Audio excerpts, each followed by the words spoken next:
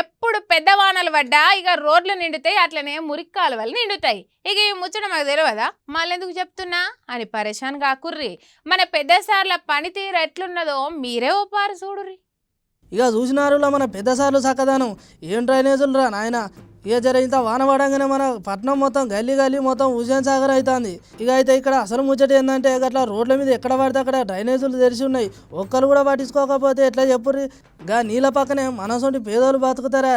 అరే ఆయంతగా నీళ్లు చేయబట్టి మాకేమైనా అయితే మమ్మల్ని ఎవరు అరుచుకుంటారు? ఇక మా బతికేం కావాలని గట్టిగా నడుచుకున్నారు గాడున్న పబ్లిక్. ఇక పెద్ద సార్లు పనితీరు పక్కకు పెడితే మనకేమైంది నాకు అర్థం కాక అడుగుతా.